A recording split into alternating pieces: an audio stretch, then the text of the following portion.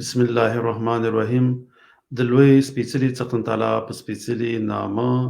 چې ډېر مهربان او رحم کوونکی دی. ټولو قدرمنو کتونکو او اوریدونکو ته چې څوک به په دې وخت کې موږ په ژوندۍ بڼه ګوري او که څوک بیا موږ وروسته ګوري، ټولو ته ډېر زیات سلامونه او درناوی. ملګرو، نن به در سره په یو موضوع باندې خبرې کوم. موضوع هلته ما پاس په متن کې لیکلې ده. موضوع داسې ده، مفتي محمود خان چې د مولانا فضل الرحمن صاحب والد و، هغه ویلي وو چې وایي ښه دی چې د پاکستان په جوړېدو کې د پاکستان د جوړېدو په ګناه کې شریک نه یم. دا خبره هغې کړې وه. قرآن کریم متن کې د ګناه ټکی دې پاتې شوی دی. دا به زه بېرته بیا وروسته ورد شم، خو هغې داسې ویلي وو، وایي ښه دی چې د پاکستان د جوړېدو په ګناه کې شریک نه یم. او غفرخان بابا خو ویلي وو چې د پاکستان جوړېده چې دي دا د انګریزانو یو چالو. په هغه وخت کې د پښتنو هغه دوو ډلو، لکه یو خو خدای خدمتګارانو او بل دغه د مولانا فضل الرحمن صاحب د والد په هغه وخت کې د پلار چې و، دغه د دیوبند دغه کومې مدرسې چې وې چې جمعیت علمای پاکستان ورته وایي، خو هماغه مدرسې دي چې دوی پکې د دیوبند مدرسې دي چې دوی پکې زده کړې کړي دي. دوی دواړو د پاکستان جوړېده چې دي د دې خلاف و. غفرخان بابا خو بیا د پښتونخوا د پښتونستان د پاره هم غږ پورته کړو، خو دا چې انګریزانو ورسره ونه منله او بیا بابړه کې ډېر پښتانه په هغه وخت کې شهیدان کړل، چا چې د پښتونستان په خاطر باندې کار کوو یا یې څه ویل، نو هغه هم به هلته د شهیدانول. نو زه تاسو سره بیا دغه ویډیو ږدم، بیا زه سره په نور هم خبرې کوم چې که هر څومره یو پاکستانی پنجابي عالم هم وي، خبره خو به د اسلام دپاره کوي، خو هغې ته لومړنۍ ګټې چې دي هغه د پنجاب ډېرې اهمیت لري. ډاکټر اسرار صاحب چې ټول مسلمانان یې پېژني، د دې دا خبرې ته زه ږدم، خو دا خبرې خو دلته ما ورنه لږې راغستلې دي، خو دې په یو بل پروګرام کې دا خبرې مفصل ډول کړي دي. هغې دې په خاطر نه کولی چې دوی دغه کوي، هغې دا نیوکه کړې وه چې مفتي محمود خان مفتي محمود او دغه چې غفرخان بابا دوی چې دي دوی د پاکستان مخالف وو. نو دوی دا خبرې تاسو واک دا ډېر لږې خبرې دي، خو بیا هم اورېدلې پکار دي چې بیا پرې وروسته زه خپل نظر تاسو سره شریک کړم. اسد یار ولی जिसका दादा जिसने पाकिस्तान में दफन होना गवारा नहीं किया, जिनका पुख्ता मौक़िफ़ ये है, इसके बाप का भी वली खां का ये था कि अंग्रेज ने बनाया है पाकिस्तान, ये अंग्रेज का बनाया हुआ है, ये अंग्रेजी साजिश के नतीजे में वजूद में आया, and they believe in that. और उसके साथ मौलाना फजलुर रहमान हैं, जिनके वालिद मरहूम ने यह कहा था कि अल्लाह का शुक्र है हम पाकिस्तान के बनाने के गुनाह में शामिल नहीं थे। ये हैं इस वक्त वहां की फोर्सेस। और जनूब में न मालूम कब से इनका नक्शा बन रहा है, जब से ये MQM कायम हुई थी, महाजिर कौमी मूवमेंट थी, बाद में उन्होंने अपना रंग बदला है, कुछ तब्दील किया है, लेकिन ये कि असल में तो वही है। गिरगट रंग बदल रहे तो उसकी फितरत तो नहीं बदलती। دوی لکه دا مولانا سګزاده خلک لري کوم مفتي محمود چې دی دغه او د پښتنو دغه بل مشر چې دی زمونږ غفرخان بابا په دوی نیوکه کړې وه چې دوی دواړه چې دی تر اوسه وایي چې په هغه وخت چې کله دوی ژوندي وو، یو وایي چې ښه دی چې د پاکستان د جوړېدو په ګناه کې شریک نیم، او غفرخان بابا وایي چې دا د انګریزانو یوه دسیسه یا یو چالو چې پاکستان یې جوړ کړو. دا د پښتنو د دوو غټو ګوندونو چې اکثرت په همدې باندې دی، د دوی او هغه مشرانو چې دی هم خپله د پاکستان د جوړېدو مخالفت کړی و په خپل وخت کې. نو دغه خو دلته دا ډاکټر اسرار صاحب چې دی د دوی دا به هم پنجابی دی، د دې مقصد د دې نه دا نه و چې دی دا خبره ښه کړې دی دغه کړې، خو دې مقصد دا وي نه چې دغه دوو پښتنو مشرانو پاکستان نه و منلی. دې د پاکستان په ګټه باندې دا خپلې خبرې کولې په هغه وخت چې کله دا مفصلې خبرې دي په خپل هغه ویډیو کې کلي دي. او بلې دغه مهاجر قومي مومنټ چې په حیدرآباد او کراچۍ کې دوی هغه دوو ښارونو کې اکثریت لري، وساته دا خو چې کراچۍ کې خو سره د پښتنو اکثریت تقریبا یو برابر دی لکه د دوه هغه تعداد چې دی تقریبا برابر دی خو خیر هغه مردم شماري کې هغه زیات خره کوي ځکه چې هغه دغه په ګټه باندې کوي نو دغه چې دی لکه هغه هم د کراچۍ او د حیدرآباد ځان ته آزاد او خود مختار ملک جوړول غوښتل ام کیو ام لکه چې دا الطاف حسین چې مشر دی خو هغه هم تر خپل وخت کې ناکام شو او غوندي ولا ټوکړي کو آیس آی او د پنجاب آرمي نو ازادي دلته پرې نو غوښتل او بل دا یو غټ چارې بل مو کو لومړی خو دوی چې کله راغله د غماجر زلګا تر تم ورزم به خبرې ترازم نو د دوی د ماجرو راتګ په حیدرآباد او کراچۍ کې د کې د پنجابیانو ډیره غټه و ګټه دا و چې دغه دوه خارونه چې د سیندونو لکه خارونه د سیندو د سیندونو وو په دوی کې اکثریت د ماجرو شو چې دا کله دوی په کې اکثریت شو نو که چې د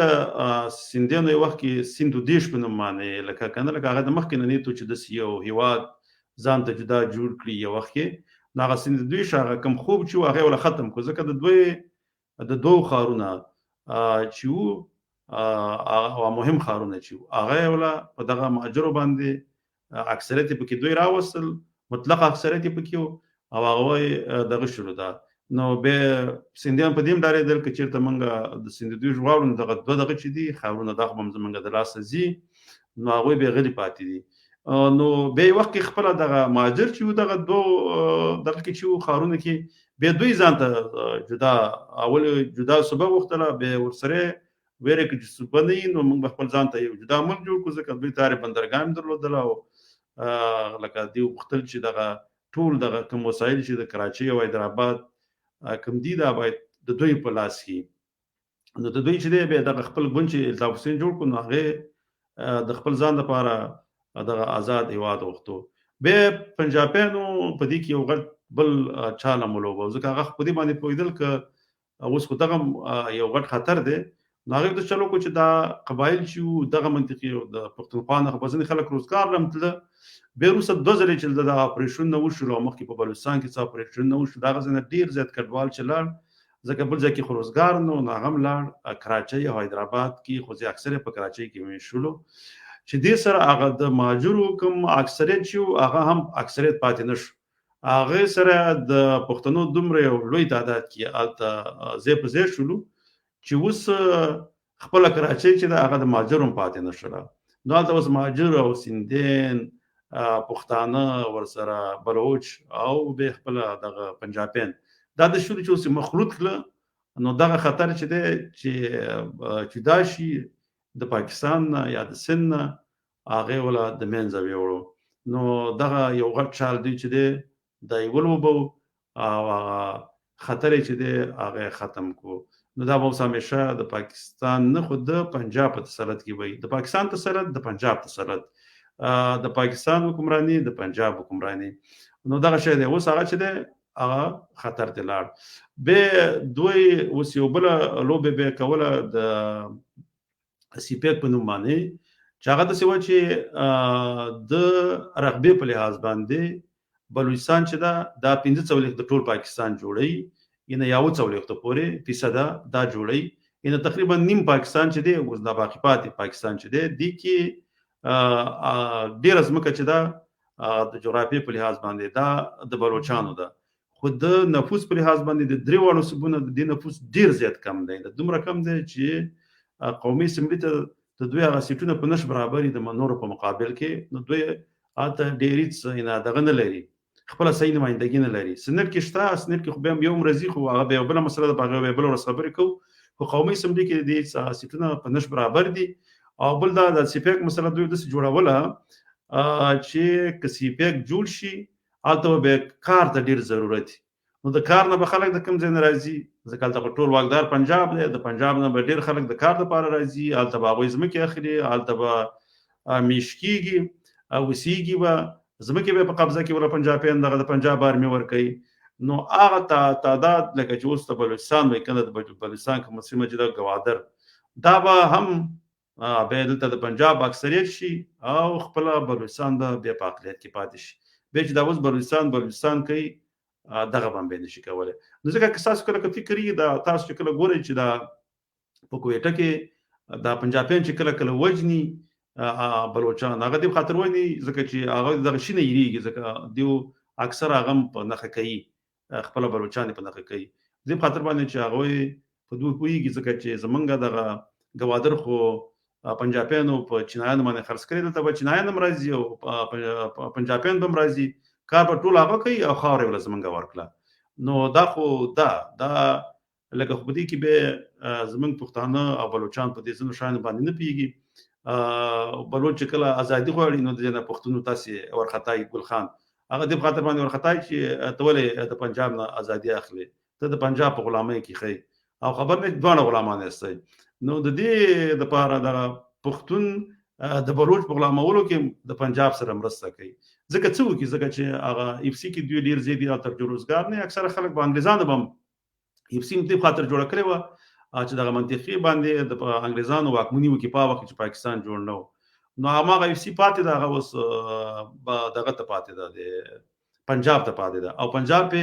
هم دغه د لارې دغه خپل هم دغه د پښتون د لارې به پښتون قوم چې دغه محکوم کوي د بلوچ د لارې به د بلوچ قوم محکوم کوي صرف دغه د معاش په مقابل کې هغه ول ورکي اپم دغه یو سی باندې به ته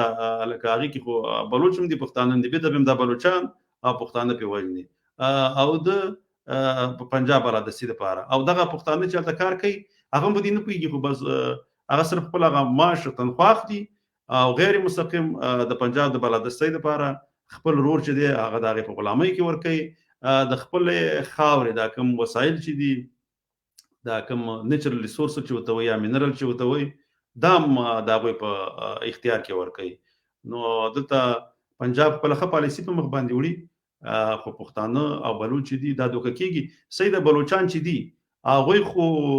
خپل د ازادۍ لپاره د ډیر وخت کېږي چې هغه جدوجہد کوي او تمنګ کوشش یا زیار ارڅ چې وته هغه کوي قربانیګان هم ورکوي او خو ځکه هغه کوم خپل دغه په قوم کې ځنې ګل خانان شته ګل خان د یو شی دی چې د خپل قوم مخبري دغه وخت بادار یا قاطع کوي نو دا په هر قوم کې دا په بلوچ کې مشته په پښتنو کې مشته سندیانو کې مشته نو خپل د بلوچانو ګل خانان چې دي هغه هم په د پنجاب د بلادستۍ لپاره به خپل هم دغه بلوچ ورور وجني ځکه هغه هم ځنې په حکومتونو کې چې راځي هغه د لپاره به قوم مهم نه هغه ګل خان لپاره د بلوچ ګل خان لپاره هغه لپاره چې مهم دی هغه لپاره صرف خپل چوکۍ شهرت او هغه پیسې چې هغه د خپل بادار نه ترلاسه کوي ماغه ورته پکار دي چې دا کورنۍ پیخي نور د ولست لپاره سوچ نه کوي. پښتون یو واحد قوم دی چې هغه اجتماعي فکر نه لري هر سړی د خپل جیب لپاره کار کوي د دغه بلوچ هم د سيدي خو ځکه کومه وګورو په دغه منطقه کې ځکه د پښتنو کې چې دا یواله نشته هم د خاطر باندې د دوی اقتصاد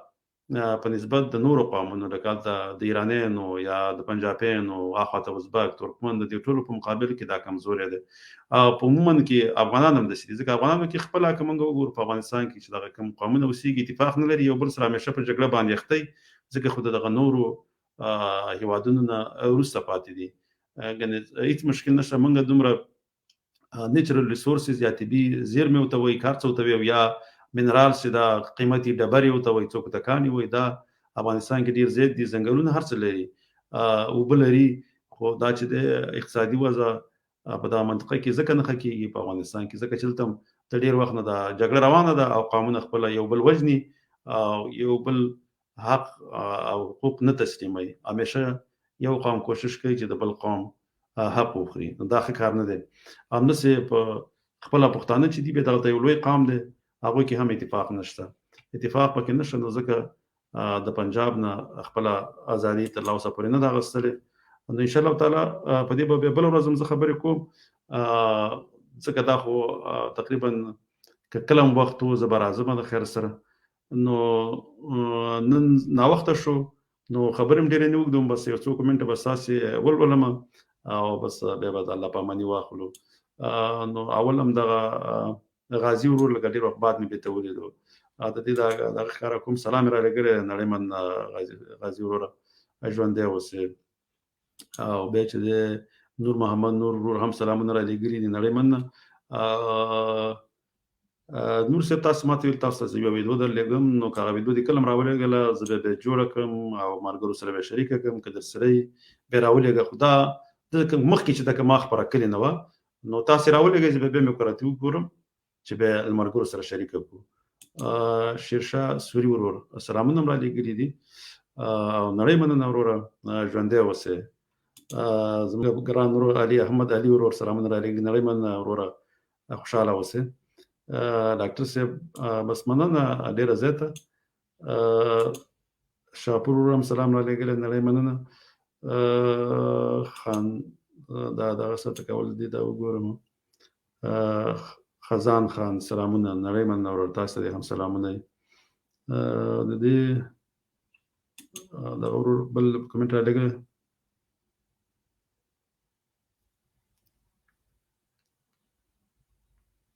او دا ستاسو خبره سمه ده. مولوي مادودي چې یو پنجابي عالم و، هم د پاکستان جوړېدلو مخالف و. دا اوس د پنجاب د استخباراتو مشکل جوړوي.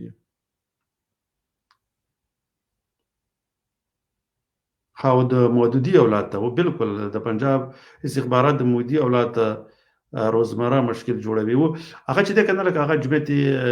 اسلامي و کنه، لکه یو وخت قاضي حسین احمد د مشر و، اما هغه چې د جمعیت اسلامي د یو جمعیت علما اسلام دی چې مولانا فضل الرحمن اوس مشر دی، او دا غو مشر چې دی هغه مخکې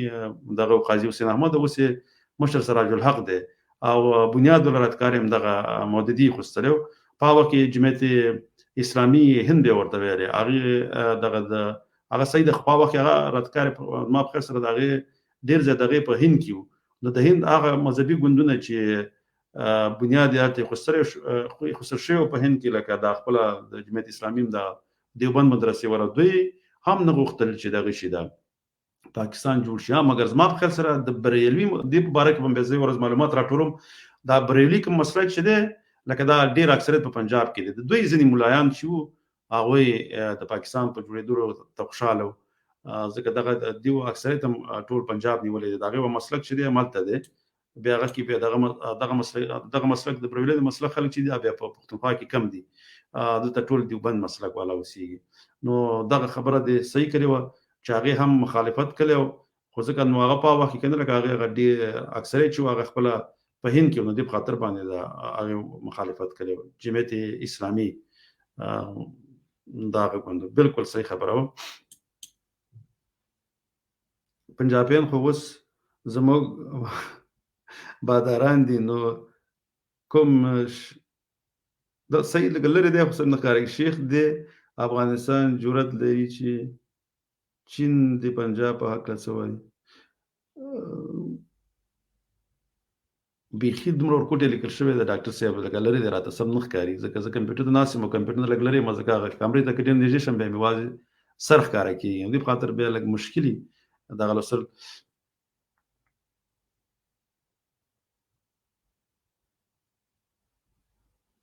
او دا وي خاطر سم مقصد دا دی چې اوس هغه زمنګ باداران دي، نو څوک دا جرأت نه لري چې د پنجاب پاک لا څو وای. پنجاب پاک له خو لکه ټول افغانان چې دی لکه هغه هر ګون کې بغیر د یو څو ډلو نه یا د مشران رهبران نه چې دا غوي په ګټو د پاره کار کوي. نو خو اکثریت افغانان چې دي د پنجاب